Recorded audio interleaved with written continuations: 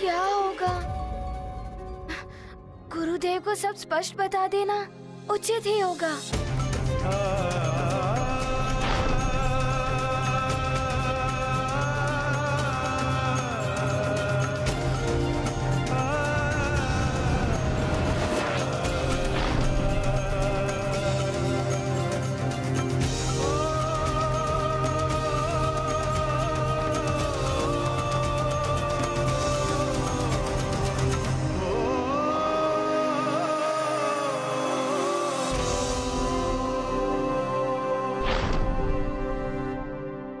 स्वामी, हनुमान तो असफल हो गए, अब क्या होगा? प्रिय, सफलता प्राप्ति के लिए अपनाए गए छोटे मार्ग एवं लघु उपाय सदैव अनुचित और अनर्थकारी होते हैं।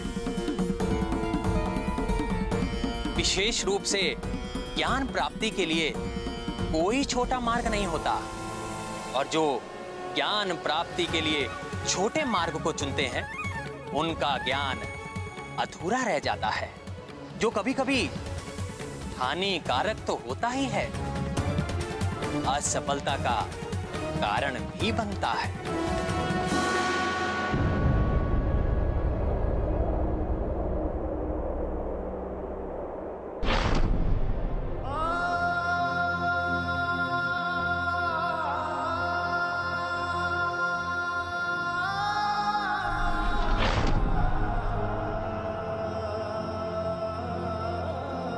प्रणाम गुरुदेव।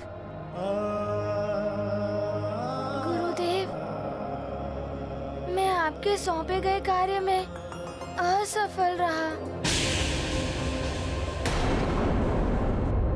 असफलता से कभी निराश नहीं होना चाहिए। असफलता ही सफलता की ओर ले जाने वाली सीढ़ी है वत्स। इस असफलता ने तुम्हें ये तो सिखा दिया कि ज्ञान प्राप्ति के लिए कभी भी लघु मार्ग नहीं अपनाना चाहिए। आप सत्य कह रहे हैं गुरुदेव, किंतु मुझे कोई और उपाय सूझ ही नहीं रहा था।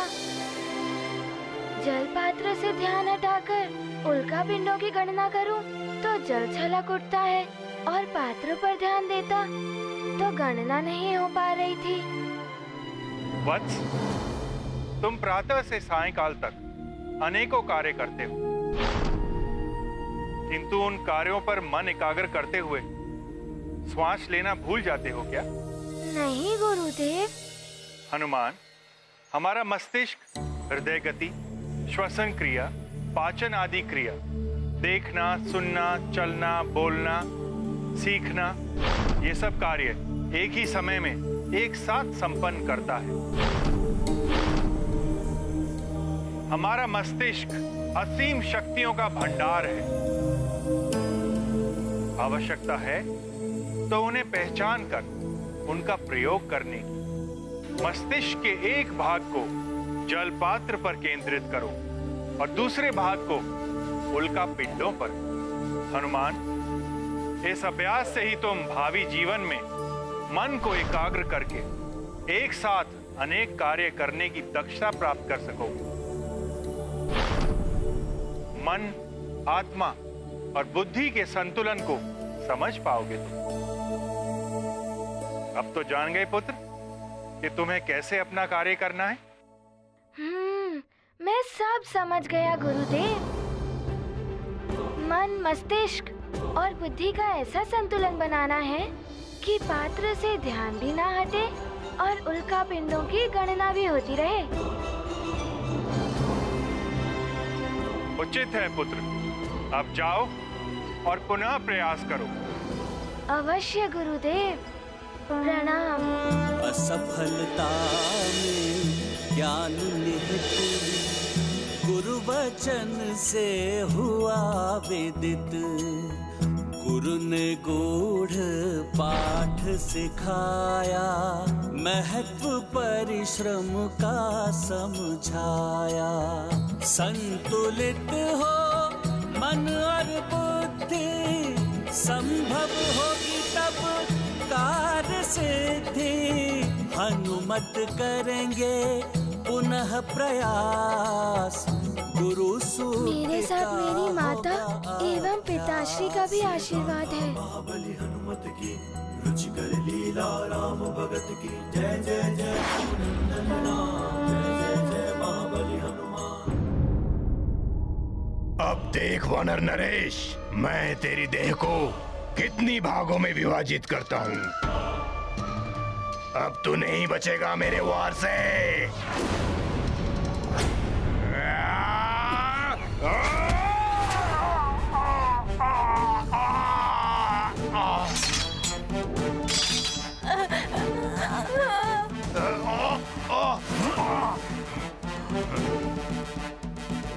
दुष्ट वानर, मैं तुझे समाप्त कर दूंगा।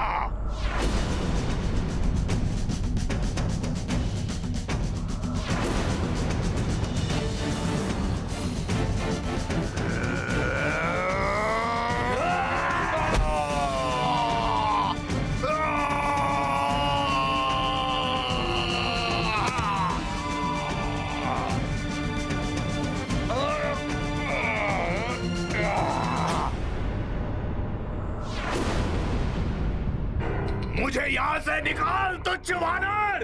तुम्हें कोई नहीं निकालेगा वज्रासुर। अब जीवन भर ऐसे ही पड़े रहोगे तुम।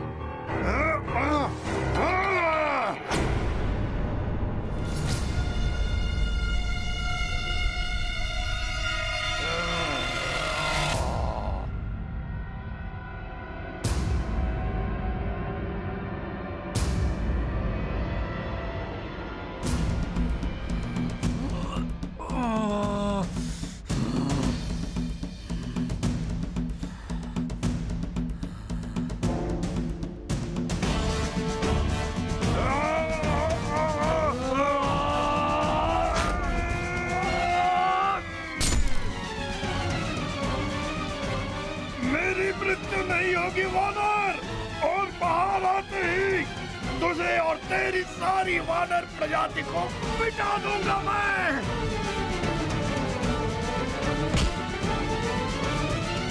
सेनापति, बालकों को बंधन मुक्त कराकर सुमेरु ले चलो। हमें शीघ्र वहां पहुंचना है। कदाचित हनुमान की कोई सूचना आई हो। जी महाराज।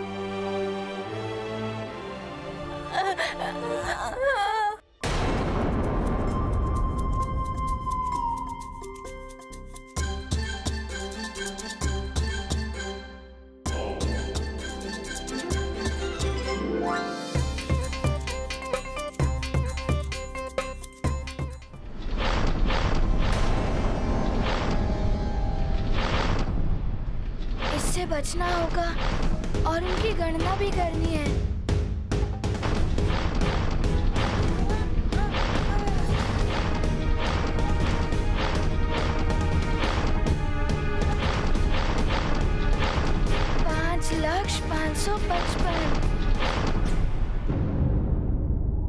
अब तो हनुमान की ये परिक्रमा सफल हो ही जाएगी। बस अन्य कोई नवीन विघ्न ना आ जाए। नारायण नारायण। देवर्षि, आप लंका में पधारे हैं, वो भी प्रसन्न मुद्रा में। आश्चर्य है। लंकेश रावण श्री हरि नारायण की भक्ति।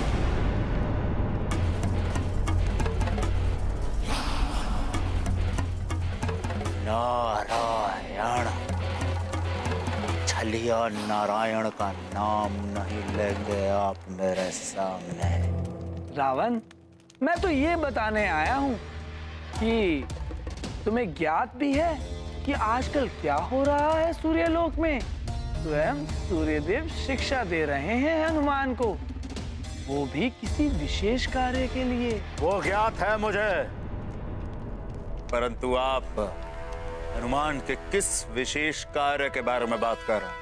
अब हनुमान की शिक्षा तुम्हारे किसी कार्य के लिए तो हो नहीं रही होगी, और जिस कार्य के लिए हो रही है वो वही है जो तुम्हारे संहार का कारण बनेगा। देवर्षि, आपने मेरे भाई कुंभकर्ण को तो ये सूचना दे दी कि नारायण नर का अवतार ले चुका है, परंतु ये आपने हमें नहीं बताया। क्यों? तुम इतने बड़े सम्राट किस लिए हो? तुम्हें स्वयं अपने शत्रु की हर सूचना रखनी चाहिए।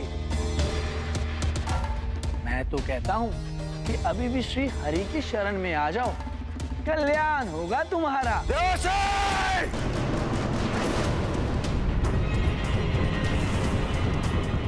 यदि ये वाणी किसी और के मुख से निकली होती तो महादेव की सौगंध, उसका शीश उसके धड़ से अलग मृत्यु के मुख में होता। मृत्यु के मुख में तो सभी को जाना है एक दिन इस मृत्यु लोक में।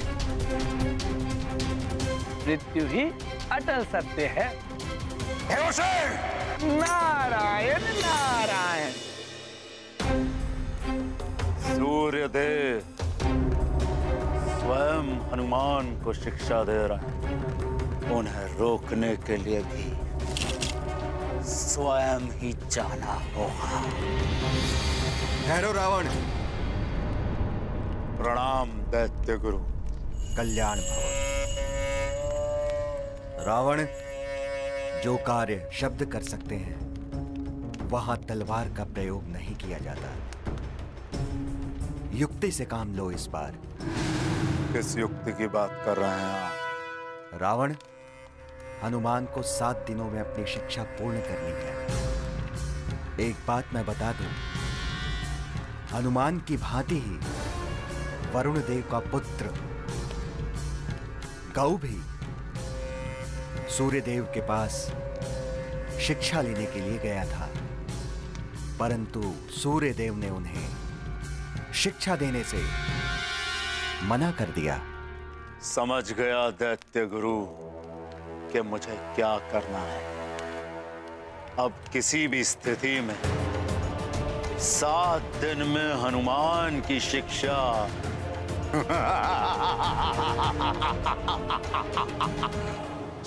पूर्ण नहीं होगी।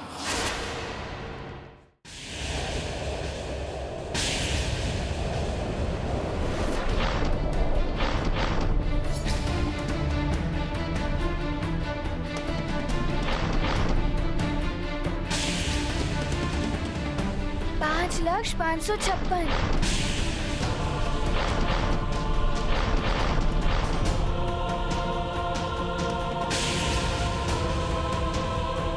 पाँच लक्ष्य 557।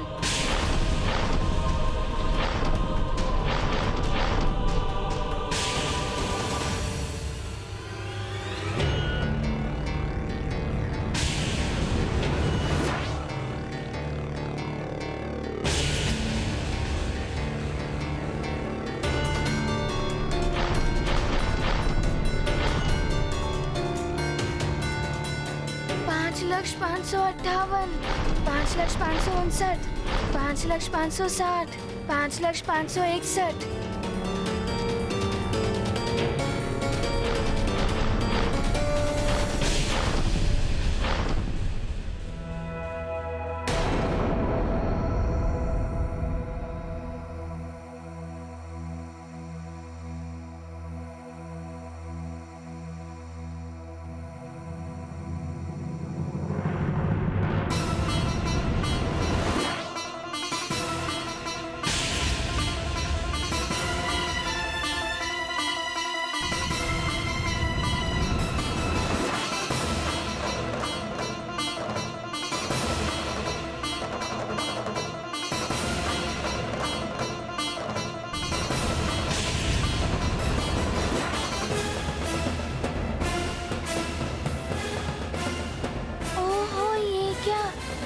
जलते हुए उल्का पिंड।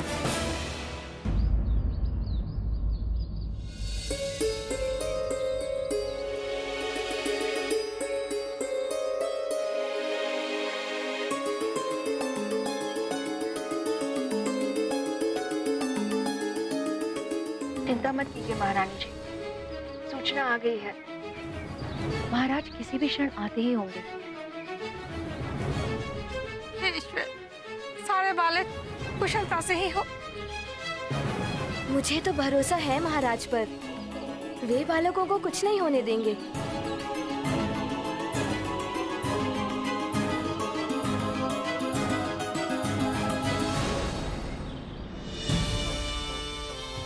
देखो महाराज केसरी आ गए। बालक भी साथ हैं। महाराज, मेरा पुत्र।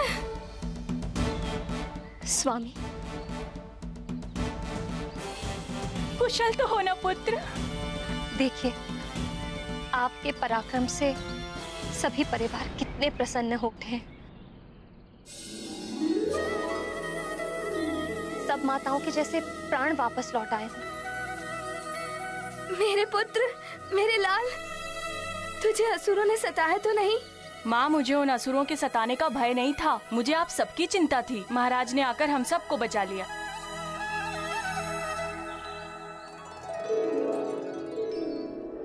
महाराज, आपने मेरे पुत्र को बचा के हम सबको जीने का सहारा दिया है। मैं आपका ये उपकार जीवन भर नहीं भूलूंगी। भगवान आपको और आपके परिवार को समस्त दुखों और विपदाओं से बचाए।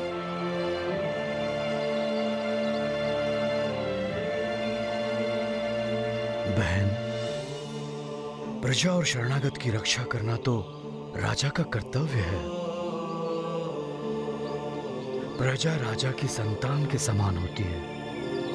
मैं तो मात्र अपना कर्तव्य निभा रहा था। बस ईश्वर की इतनी कृपा रही कि मैं इन सब की रक्षा करने में समर्थ रहा। महाराज केसरी यहाँ अपने बालकों को असुरों से बचाकर अपना पराक्रम दिखाए, और वहाँ हनुमान सूर्यदेव द्वारा ली जाने वाली परीक्षा में अपना पराक्रम दिखा रहा है। प्रणाम महादेव, प्रणाम महादेव।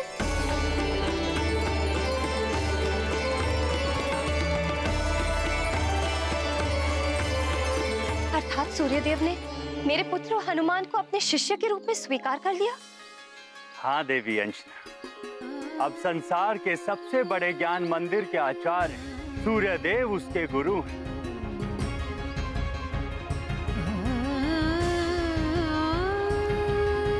और हनुमान अपनी शिक्षा का प्रथम अध्याय पूर्ण करने के लिए निकल भी चुका है।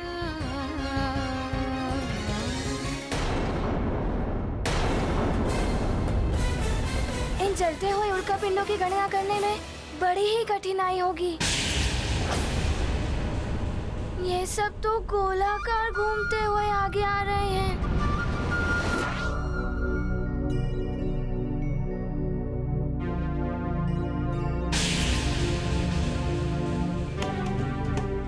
ये जलती हुई अग्नि का तीव्र प्रकाश और धुएं के कारण सब एक में ही मिले हुए लग रहे हैं। इससे मेरी गणना में त्रुटि हो सकती है। मुझे कुछ करना होगा। हनुमत देख हुए विचलित, उल्का समूह गतिमान ज्वलित, अंधकार धूम्र से छाया, हनुमत दृष्टि पे भ्रम का साया। कार पर केंद्रित उनका ध्यान, करेंगे समस्या का समाधान। उल्काओं की अग्नि को बुझाया, जटिल पहेली को सुलझाया। ये गाथा महाबली हनुमत की, रुचिकर लीला राम भगत की। जय जय जय रघुनंदन राम, जय जय जय महाबली हनुमान। हनुमान, मेरा आशीर्वाद है तुम्हारे साथ। समस्त कठिनाइयों पर विजय पाते हुए बढ़ते जाओ। सफलता के साथ अपनी यात्रा पूर्ण करो।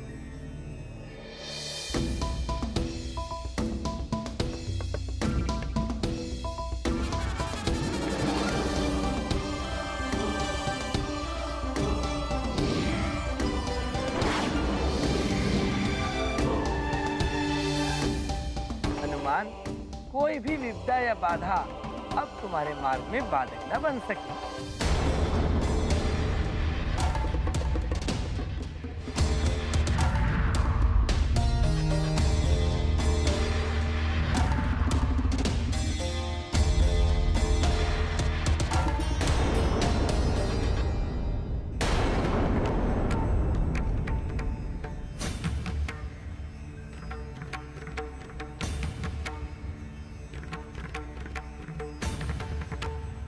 वरुण लोक की गुप्त मार्ग प्रकट हो।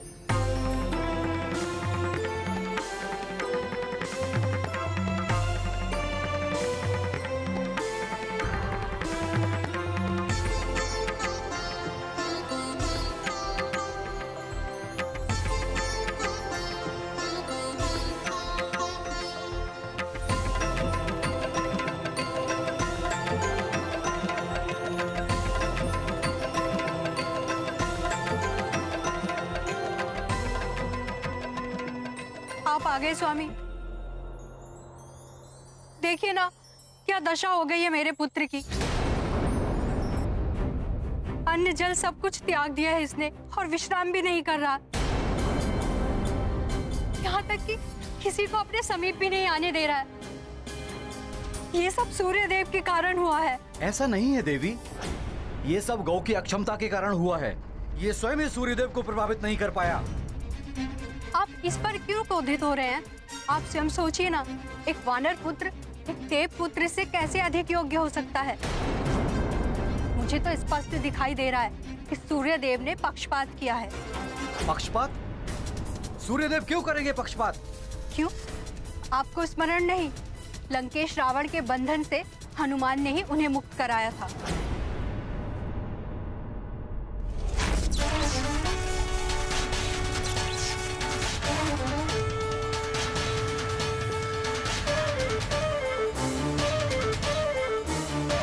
सूर्यदेव अब आप मुक्त हो गए हैं। नारायण नारायण।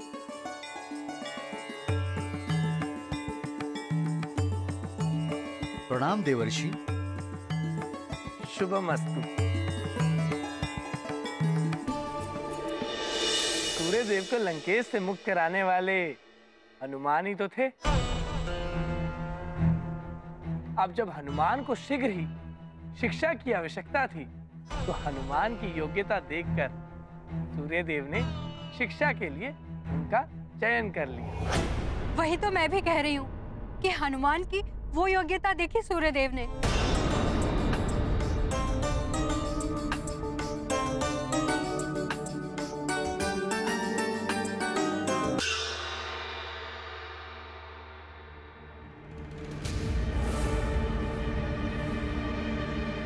यदि देखा जाए तो वास्तविकता ये थी कि आपके पुत्र गव ने प्रश्न का एक उत्तर दिया और हनुमान ने अति कथन करते हुए एक प्रश्न के 3 उत्तर दिए।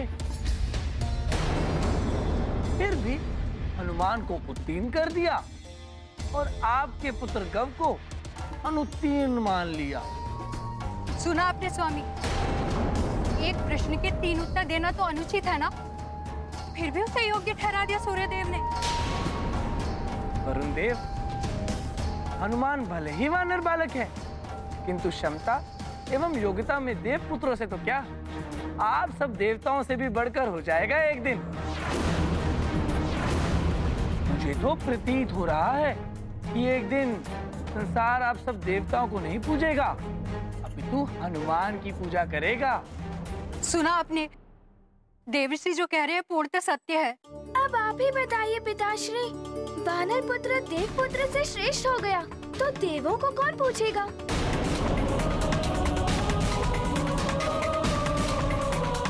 सूर्यदेव तो आपके समान देवता है। उन्हें सर्वप्रथम देव पुत्रों के हित का प्रयास करना चाहिए था, ताकि किसी वानर का पक्षपात करना ही था तो हम देव पुत्रों को प्राथमिकता देनी चाहिए थी। देव पुत्रों के साथ अन्याय हो रहा है, फिर भी आप शांत हैं। पिताश्री, आपको इस अन्याय के विरुद्ध सर उठाना चाहिए। मैं तो कहता हूँ वरुण देव, यदि आप सबको लगता है कि अन्याय हुआ है तो आपको सूर्यदेव से कहना चाहिए कि वो गव की आपके समक्ष उन्हें परीक्षा लें। हाँ, देवर्षि सत्य कह रहे हैं। आप सूर्यदेव से कहकर गव को एक अवसर और दिलाइए, और यदि आप उनके विरुद्ध स्वर नहीं उठा सकते तो मैं स्वयं जाऊंगी, देवराज इंद्र की सभा में जाकर अपनी बात रखूंगी। फिर देखती हूँ कि कैसे सूर्यदेव देव पुत्र को एक और करके किसी वानर को शिक्षा देते हैं। अच्छा ठीक है, मैं देवराज इंद्र से बात करूंगा इस विषय में। मैं उनके समक्ष अपना पक्ष रखूंगा आप अभी तक चिंतन कर रहे हैं? शीघ्रता कीजिए। अवश्य देवी। आपको अवश्य बात करनी चाहिए वरुण देव। आप भी तो उनके समान प्रमुख देवताओं में से एक हैं। आप जो भी निर्णय लेंगे उचित ही लेंगे। नारायण नारायण। स्वामी, मुझे कुछ समझ में नहीं आ रहा है कि देवर्षि नारद ये सब कर क्या रहे हैं। कभी रावण को हनुमान की शिक्षा के विरुद्ध भड़काते हैं तो कभी वरुण देव को उकसाते हैं। प्रिय, देवर्षि नारद देवत्व एवं ऋष्यत्व का अनूठा संगम है। त्रिकालदर्शी हैं वो। उनकी अनुचित से दिखाई देने वाली विचित्र लीलाओं का उद्देश्य अंततः संसार का कल्याण ही होता है। अब लंकेश रावण एवं वरुण देव को भड़काने के पीछे उनका कौन सा उद्देश्य है? इससे हनुमान की शिक्षा अवरुद्ध होती है या नहीं? अब ये सब तो आगे चलकर ही ज्ञात हो पाएगा प्रिय।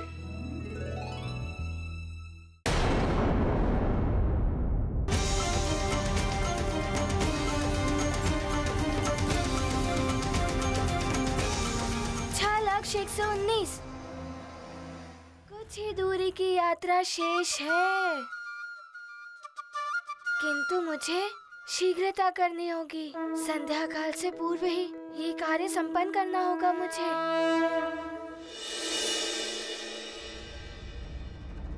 मेरे वाहन ग्रह प्रस्तुत हो।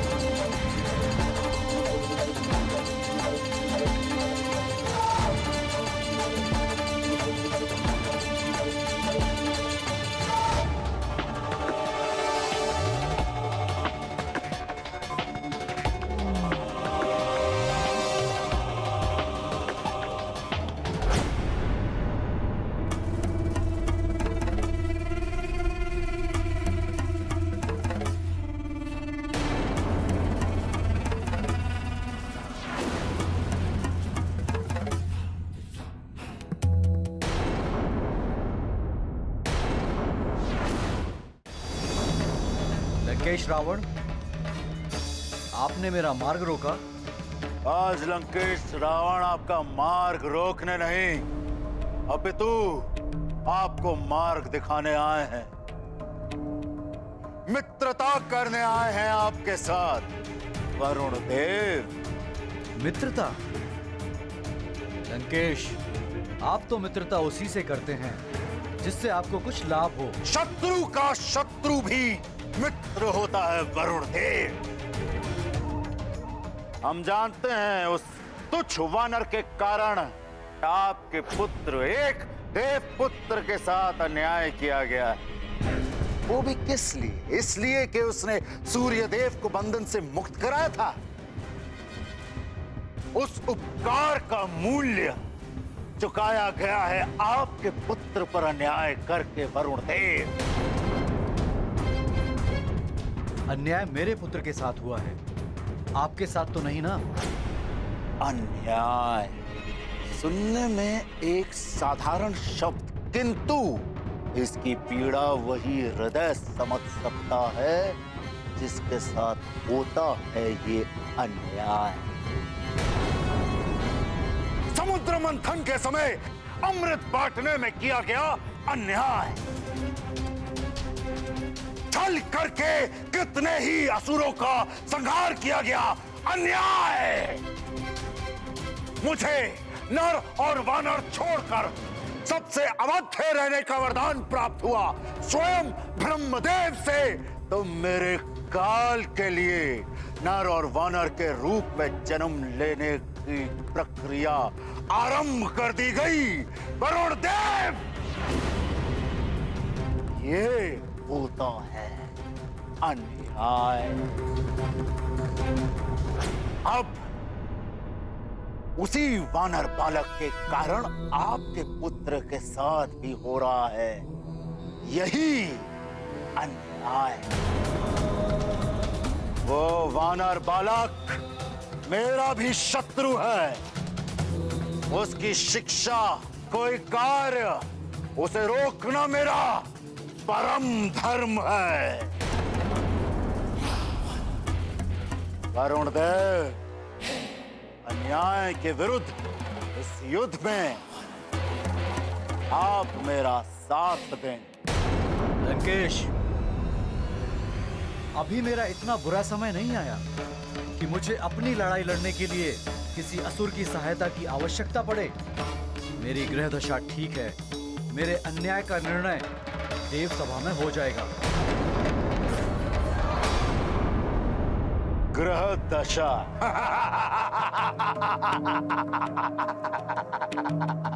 स्मरण रखिएगा वरुण देव, ग्रह दशा परिवर्तित होने में अधिक समय नहीं लगता है। मेरा प्रस्ताव आपके समक्ष है। यदि देव सभा में आपको न्याय के स्थान पर अन्याय मिला तो मुझे स्मरण करिएगा। मैं इस युद्ध में तब भी आपके साथ प्रस्तुत हूं।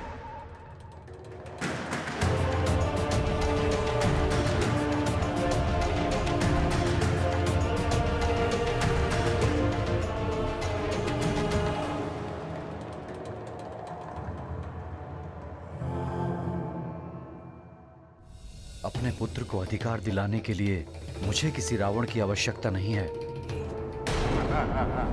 ग्रह दशा तो अब तुम्हारी परिवर्तित होने वाली है कुछ पल में वरुण देव। रावण है हम। राहु,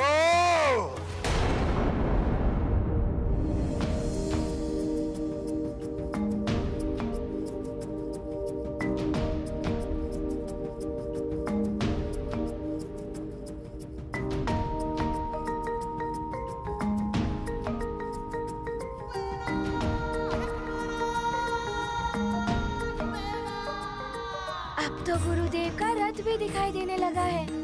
सृष्टि की परिक्रमा पूर्ण होने को है। बस सामने दिखाई दे रही कुछ उल्काएं गिनने को शेष रह गई हैं।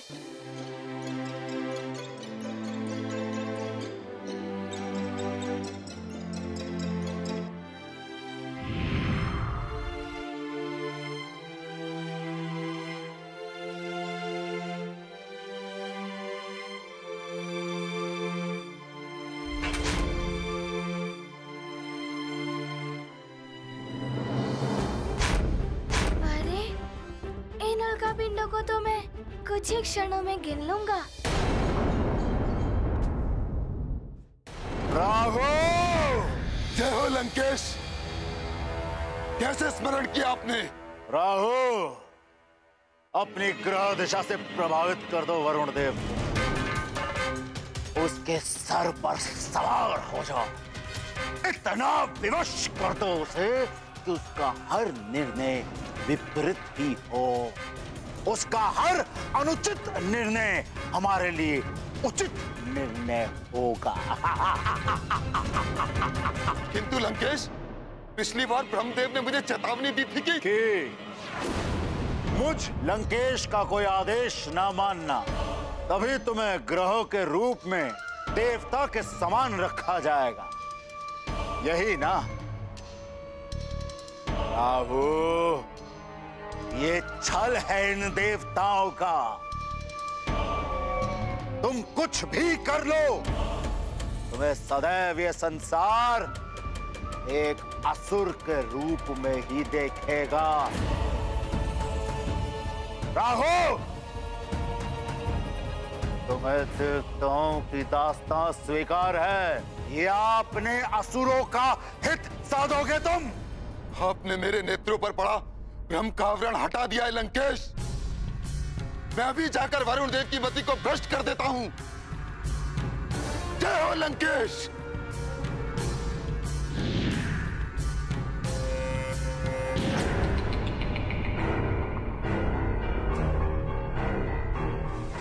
प्रणाम वरुण देव। प्रणाम राहु। ये राहु कहाँ से आ गया मार्ग में? इसके दर्शन तो बड़े अशुभ होते हैं, कहीं कुछ विपरीत ही ना हो जाए। मुझे शीघ्र ही कहीं पहुंचना है।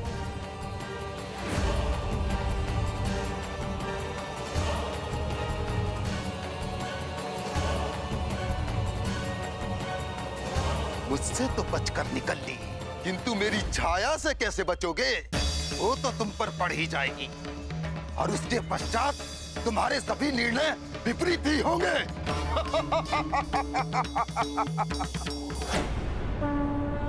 हुआ जिस पर राहु का प्रभाव, विवेक का उसमें हुआ अभाव। वरुण देव पर राहु छाया, कलुषित विचार उन्हें हो। वारुणी उचित ही कह रही थी, मुझे अन्याय के विरुद्ध स्वर उठाना ही होगा। मैंने निर्णय कर लिया है, बिना देव पुत्रों की शिक्षा के हनुमान की शिक्षा पूर्ण नहीं होगी।